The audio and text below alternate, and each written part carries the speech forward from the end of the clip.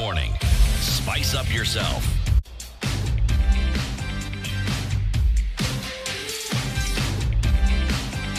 Mornings done right.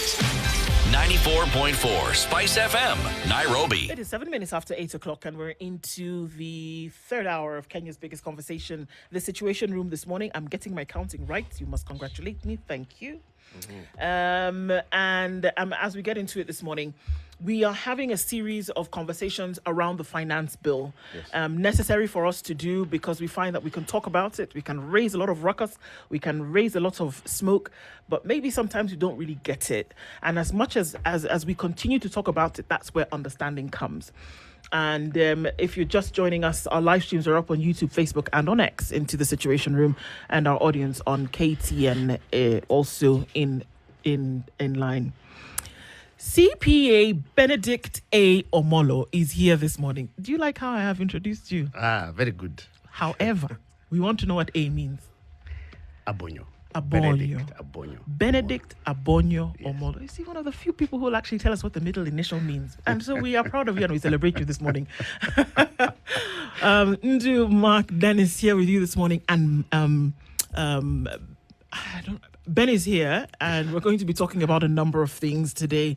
You're in the hot seat. We know you, obviously, because we used to, trump these walls together. Correct, yeah. Then getting towards county and doing, quite a lot in finance. And then even before that at the judiciary. Mm-hmm. So there's a conglomeration here of experience that allows us to then have these finance conversations. Right. And we're very happy that you can join us this morning to do that. Thank you. We're going to welcome you to the Situation Room and put you to work off the jump. Mark is going to share today's proverb. He'll tell you where it's from, and then we are looking for your wisdom of interpretation to that. It's interesting. I've met this gentleman before, and he had the very humble experience of not telling me he was CPA. I'm glad to know because he was doing something very different. Now, since you've got a wealth of experience, there's a country that whose president wanted to make sure that Africa has one currency. Do you remember that president? Mm-hmm. Well, where he comes from, they also had wahenga. Mm-hmm. Now wahenga hao wakasema, if the sun starts to move west, find a shady tree. That's from Libya. Mm-hmm. Yes. Yeah, the president was Muammar Gaddafi. Yes. Wanted to have the African dinner. Yes. Yes. Correct. Yes. So which I think we should still aspire to. We need to get a currency. Just don't fly anywhere when you say such things. Yes. Yeah. So sun starts moving west, find a shady tree. What do you think? I think the proverb talks about as the sun rises then, and the heat then comes through, find a place where you can get good refuge or shelter. And so, I think it's an interesting one when you think about the desert. You would need to have a place where when it gets too hot, Yes. you can then get the shade under the tree and find some rest before you move on with your activities. It's interesting. Yeah. How many people have trees for life? Yes. When things get hard, where's your tree? Where's your tree? That's interesting. Yeah. Not literally, actually. Yeah. Well, okay. I mean, it's great about interpretation, isn't it? Because your opinion then can actually shed light onto many things. And so can your experiences. So we're in budget season, finance, everybody's talking, buzzing, tax regimes, and everybody's asking many different questions. But for us to understand the process of what gets us to where we are today, where there's a finance bill that is being discussed, there will be public participation for the finance bill in a very short while. I believe the end of that is 25th of May. Because then we get into a new financial year for the government, at least, then come June. But we talk about it as though it was over the weekend that somebody said, well, let's rustle up a budget, shall we? And let's tell people that this is how we're going to spend the money and this is where we're going to get it from. For us to understand what's happening now, perhaps it's best that we understand what has been happening for the last 6 months or so. So in order for us to gain that understanding, Ben, I think it's important that we can say the process of budgeting, the finance bill where we are today, that, if all things remaining constant within the bill, it will become an act, and then it, is essentially law from the 1st of July. So what happens before this that gets us to the place where we are today? And I think that's where we'd like to start off this conversation. Thank you. Thank you very much. And pleasure to meet each of you, Dennis, Mark, and Du again, to be here. I think the events of June 2024 were a culmination of the budget process and has brought in an increased sense of civic engagement, which is a positive thing. However, we need to look at the budget process beyond the finance bill. The finance bill is really the tail end of the process. And so our anger, which is justified, in my view, is misplaced when we get a bit too animated and angry at the finance bill. And so one of the things that I would want to do is to just help us understand that the budgeting process actually begins in August. Yeah. And so 31st, or on the 30th of August, I think the latest is 31st of August, the Cabinet Secretary issues a circular, which then charts out the various dates and events that will happen in terms of the budget for the subsequent year. Now, it's important for us to remember we've just begun the new financial year in terms of implementation. And then the month next, a new budgeting cycle begins. And so we've got to have these two things happening concurrently. You're implementing the active budget and you're starting the next one. Yes. After the circular is released, at the county level, the County Executive Committee member for Finance and Economic Planning, or for Finance, which is really the core and planning, will then domesticate that and contextualize it as well. Because then the CEC also issues a circular from the county treasury, which also now provides the calendar for the county budget process. So I will try to provide first the one for the national government, and then I'll go to the county government one. So with the national government, immediately that circular is put in place. The next particular document that will be required is on the 30th of September, where you then have got the budget review and outlook paper, which is the BROP. Now, the budget review and outlook paper requires that you look at the previous financial year. So for this particular one would be 24-25. Yes. Yeah. So what really happened in 24-25? And then you bring in, you review the budget policy statement, and you also start giving an outlook for the 26-27, which is going to be your budget period. Subsequent to that, they will then prepare the budget policy statement, the BPS. Now, the BPS is fundamentally where the plans of the government get captured. Now, this is required by 15th February for the national government, and then to submit it to Parliament, and then they should be able to approve it in 14 days. After that, you then have got the budget estimates. Now, the budget policy statement is very important. So let me just drill down on it a bit. It has got both the expenditures and the revenues. There's a policy document that is required, which is the revenue-raising measures. Now, the revenue-raising measures will indicate how the government intends to raise its funding. Okay? Now, that is what gets formalized in the finance bill. Yes. So it's very important that we interrogate this revenue-raising measure policy at that point. Because if that doesn't get challenged, that is what gives birth to the finance bill. Because the finance bill basically is a formalization of the revenue-raising measures and then becomes the act. So, sorry, Ben, a quick one before you go to that point. So essentially, public participation, should it take place for the revenue-raising measures or the finance bill? Because if what you're saying is the case, it's done and dusted. This baby has been born. Should you ask questions at the stage before it becomes the bill? Yes. Okay. Because budget, the public participation is at every stage. Yeah. So even the BROP, Budget Review and Outlook paper, there is public participation. the budget policy statement, there is public participation. Now, the budget policy statement also comes, there's a revenue raising measure, and then there's also the debt strategy management paper. Okay? So again, for us to get annoyed about our debt position, it's found therein. And therefore, this February season, maybe we get caught up with Valentine's. But at that particular period is when we have all these things going on. Okay?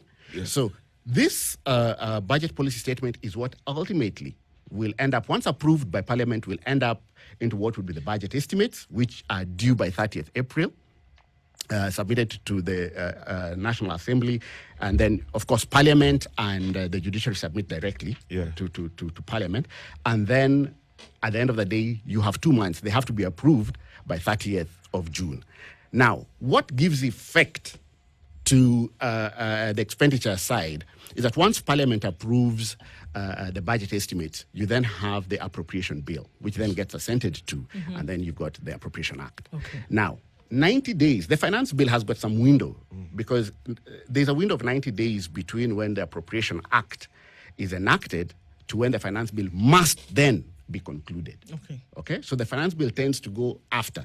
I find that odd. I think we need to find a way in which the finance bill and the Appropriation Act, so you should have the Finance Act and the Appropriation Act going together. The reason why I have a problem with the delay is that if the finance bill gets changed, okay, it means that technically you will reduce your revenue side and you'll have a deficit because your expenditure is already approved. Okay? So we need to find a way in which we harmonize the two. Okay? Quick one. Yeah.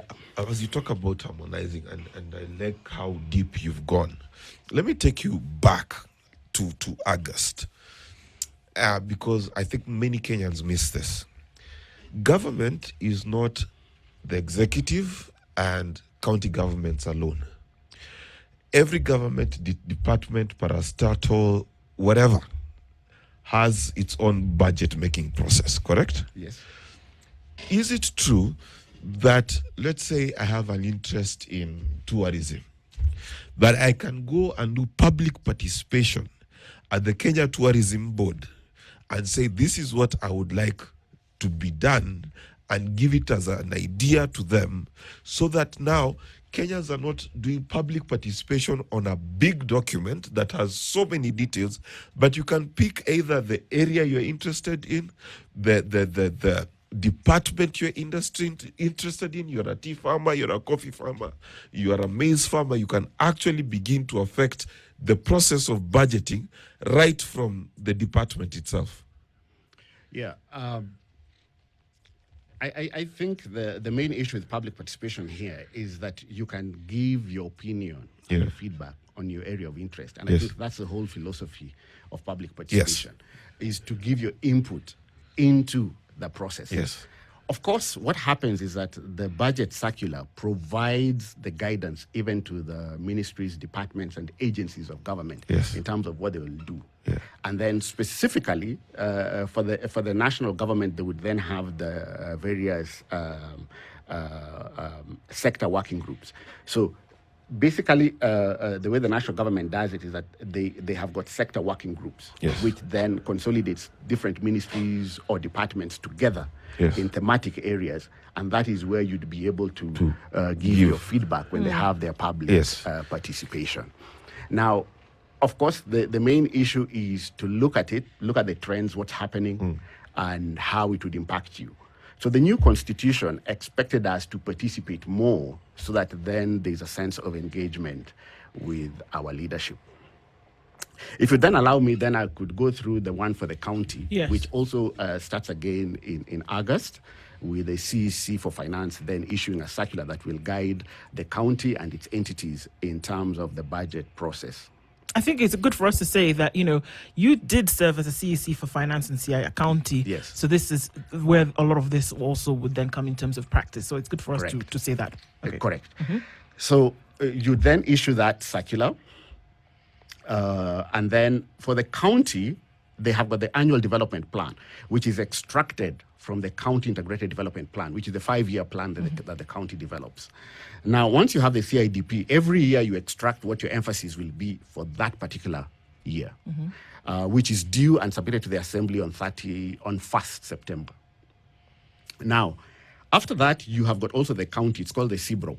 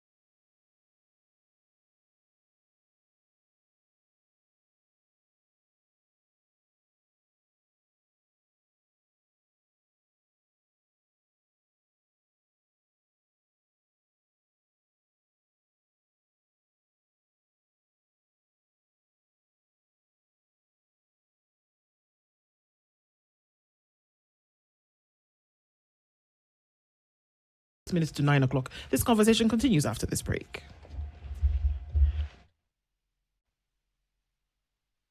FM, Nairobi. Benedict Omolo is our guest this hour, and we're looking at a number of things in terms of the process of budgeting.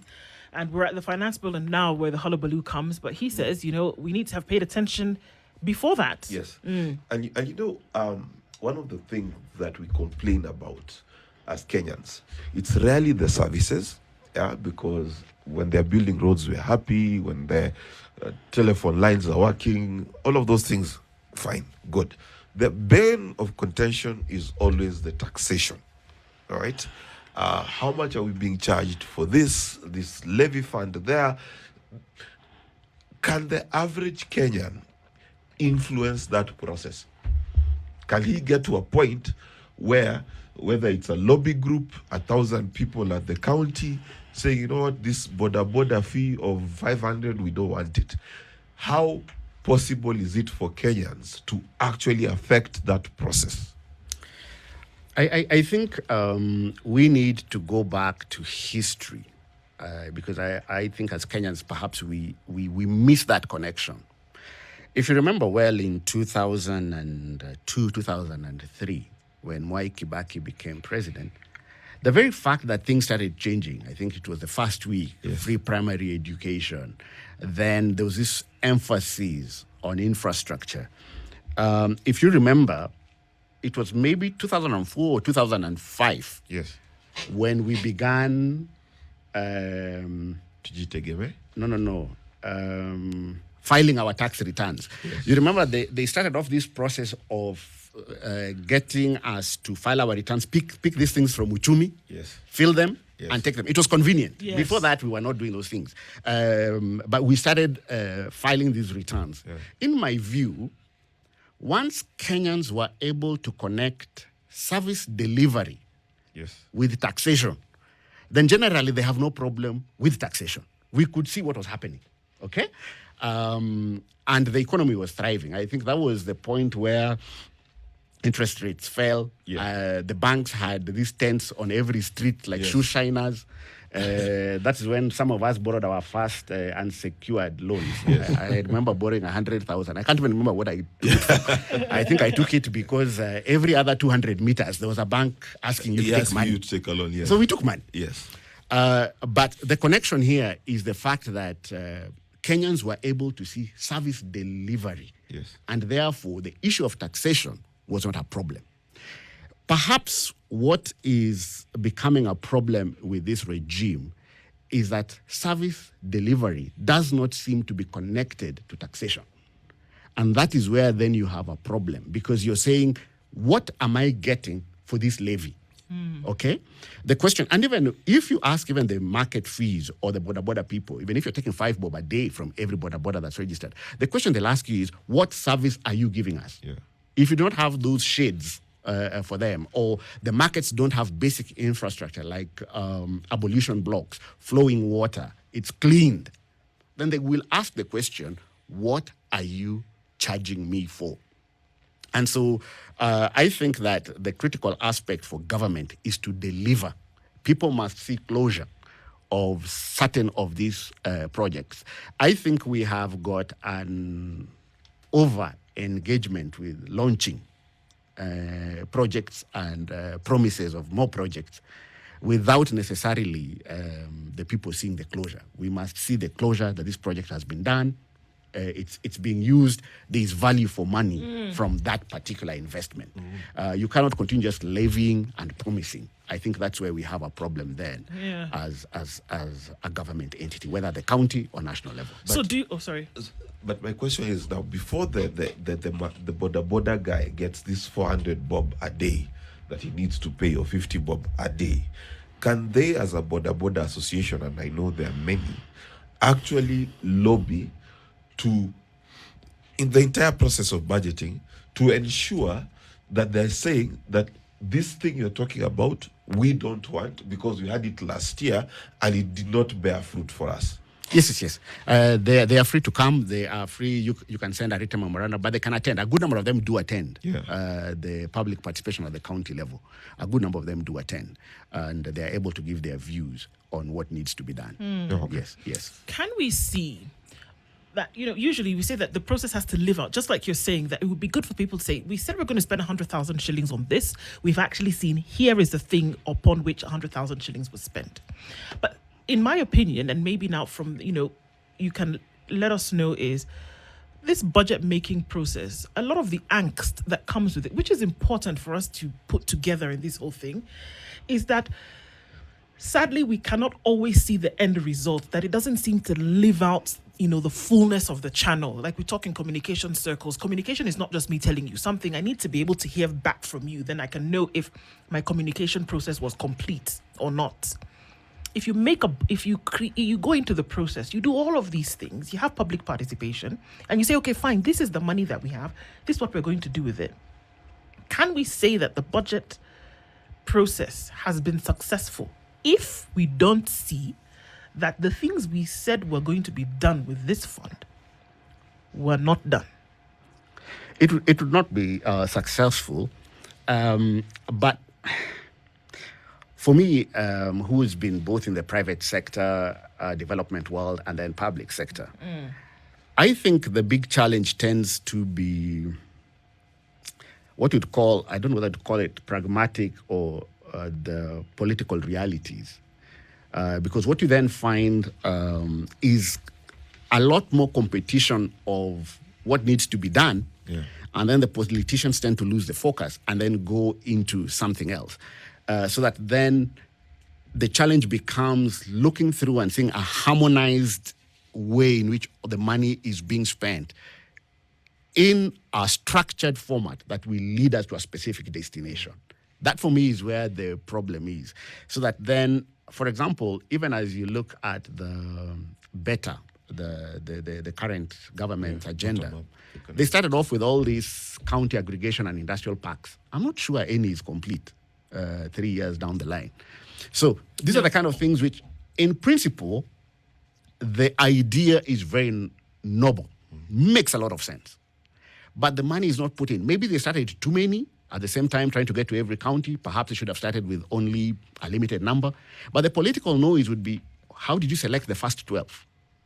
And what happens to the next 35? But in trying to do the whole 47, then you have all the 47 at different stages. You're not getting anything out. I think as a country and as a people, we need to be able to say, okay, let's have a structured, disciplined approach to getting things done. Okay, our big failure is completion. And even if it is a multi-year project, can we be very clear that this is a 2-year project and give it sufficient money so that then it gets done? Otherwise, again, when you have got infrastructure being done for 3-4 years, and the contractors have got all these escalation clauses that they are allowed to adjust the prices. And then we'll come back here and we'll have, what's his name? Morara Kebaso saying it started at 2 million, ended up at 100 million. But you've opened a window where it's crazy, because why was a project that could have been done in 6 months or 1 year end up being done in 5 years? So we need to be able to ensure that we are appropriating sufficient funds, and then we are monitoring it, so that then you're monitoring the project and getting it done, so that the issue should be ROI, the return on investment. Go ahead. My question goes back to something that you mentioned during the break, and it's around the budget-making process and the culture around it. There seems, before we even talk about public participation, there seems to be a detachment. When you look, for example, Parliament was probing the issue of the Education Ministry over lack of budget for our exams. 0 shillings allocated for national exams. The school feeding program. And you look at the figures, and then you compare to the figures that have been mentioned in, making sure that we have good-looking state lodges and a very good-looking state house. State house. How far are we so detached from the realities in before we even talk about public participation, you're making this budget and you're prioritizing these areas and you're looking at all these things and you're thinking, let's deduct this from this, let's remove this, let's remove that. How far are we detached in terms of the budget making culture in making some of these decisions? I think it's important that when budgets are being made, you need to be able to determine what are the essential or critical expenditure that must be provided for. For example, if you're looking at health, which is devolved, how much have we provided for medication, med and non-med items? Okay, that's critical. You've got to look at things like wages, critical, especially for critical staff. Have we provided for it? Now, examination, if that, unless they are proposing, and I haven't seen a levy being proposed, that the parents will pay that examination fee, that's a critical expenditure. And so it has got to be provided for. So it's important to be able to tell that essential and critical expenditure have been provided for before you go to the ones which could be discretionary. Things like improving the state lodges would tend to be discretionary, in my view. I mean, it's just the same. The issues of personal finance also apply in public finance. If you're tight on your household budget, surely essentials would be school fees, food, Rent. But to start improving the upholstery, of Buying course, a huge TV unless screen. you are from my place, having a TV of 60 inches is critical. In a 62-inch house. Correct. That one would be critical. But other than that, we must be clear that this is critical expenditure or essential expenditure, and it is adequately provided for. Right. And so that is part of the discipline. I think as we go through, and there is the new change to the zero-based budget, that will help a little bit, because the zero-based budgeting requires that you justify every expenditure. But it is important to have developed the framework, because then you must capture the essential costs, and then you justify even those essential costs, so that you then come up with a basis for each and every expenditure or vote or line item. So the zero-based budget may help us be able to determine what is important, what is critical, and what then would be discretionary. Okay. I have a quick question. We've talked about the pre-process. Now I'm thinking about the projects that governments do before Morara Kebaso shows up and tells us what hasn't happened. I know Parliament is supposed to provide oversight, but how can I, as a private citizen, let's say I'm interested in the stadium that's being built near Junction, how can I access the information so that I know I can raise alarm, I can raise concern, I can give flowers where they're due to the government for what they're doing in terms of time? Because I think one of the problems we have as a country is, how do we access the information to be able to assess government projects? Okay. So generally what would happen is that each county and even the National Treasury are required to provide financial statements. And we do quarterly financial statements. Now, the reports of the control of budget would ordinarily capture the expenditures, and specifically for the bigger projects, they would.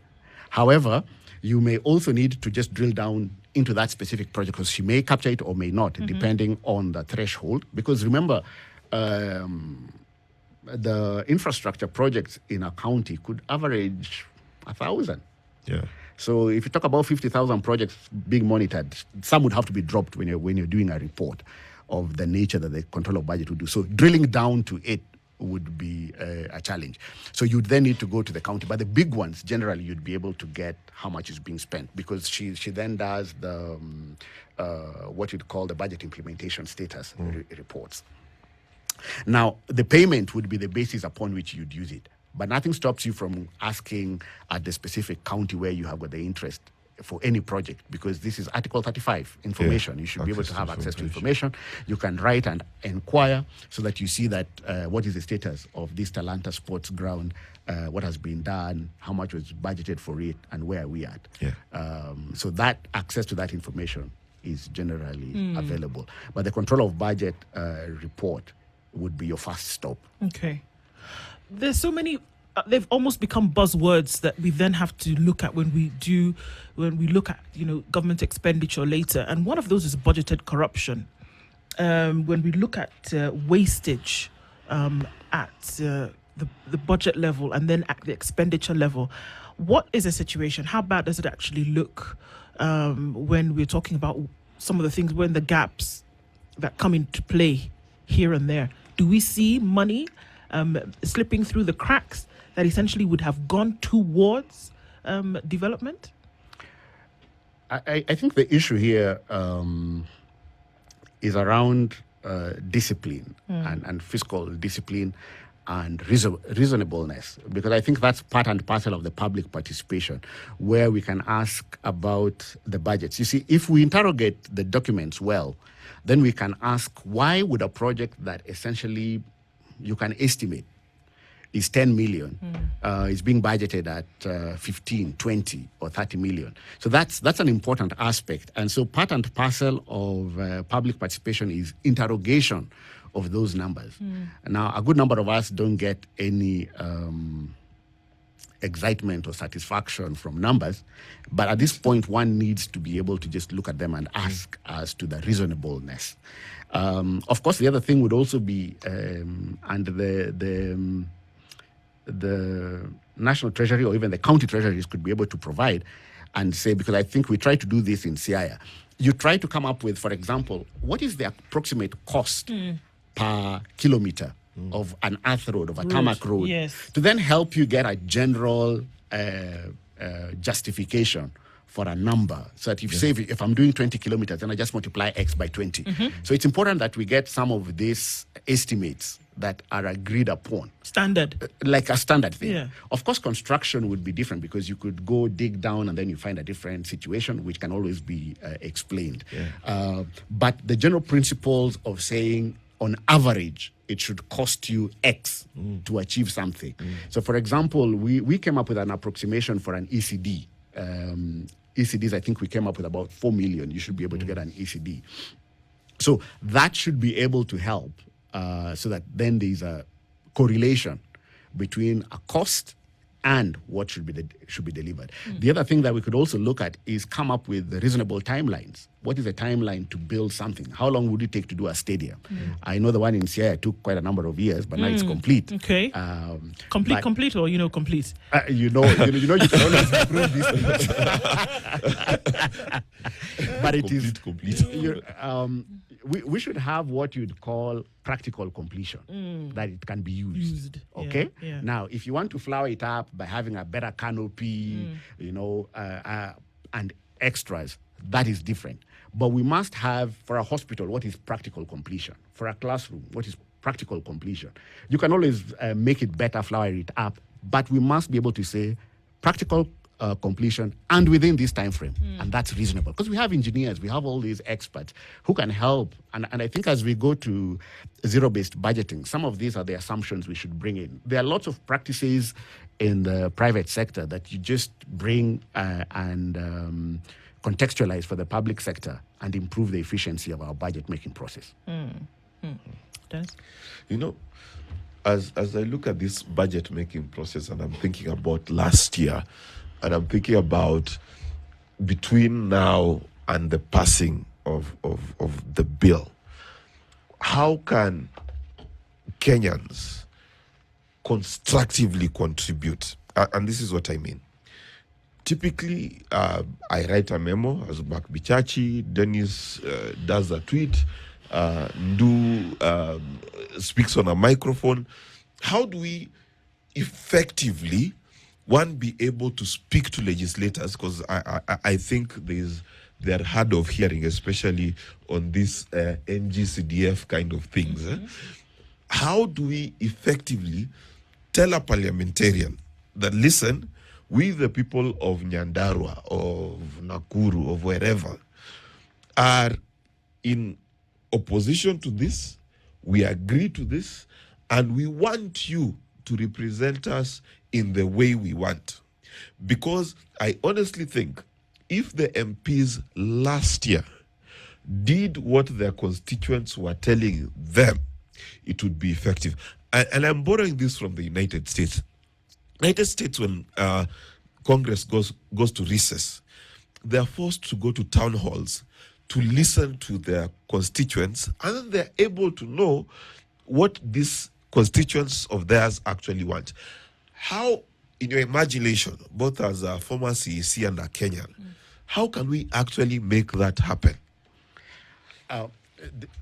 One, I think we need to engage, and we're already engaging. Let's send the written memorandums. Let's go to the town halls and participate when they are advertised. Yeah.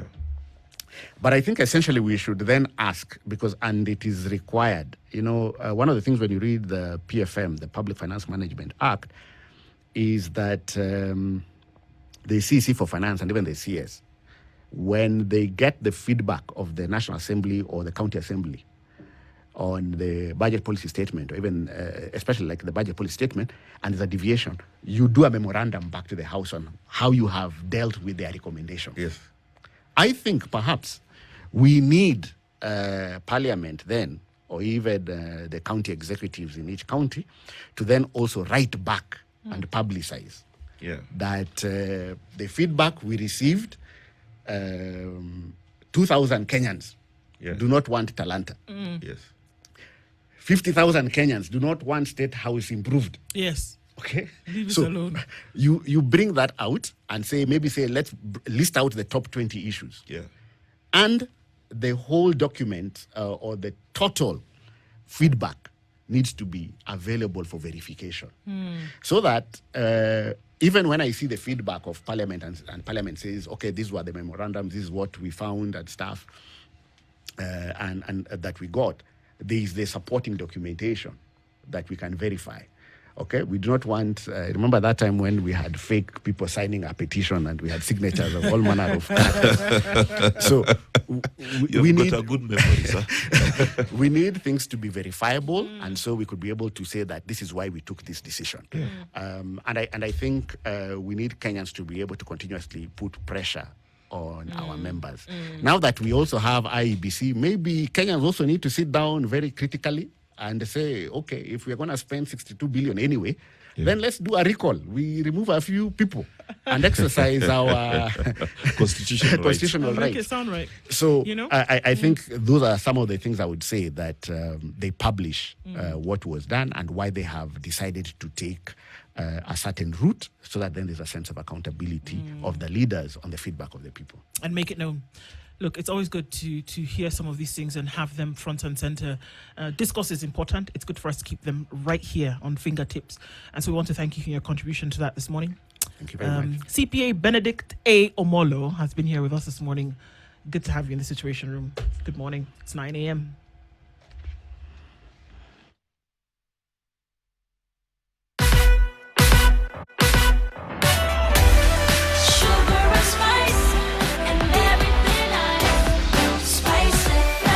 Spice up your life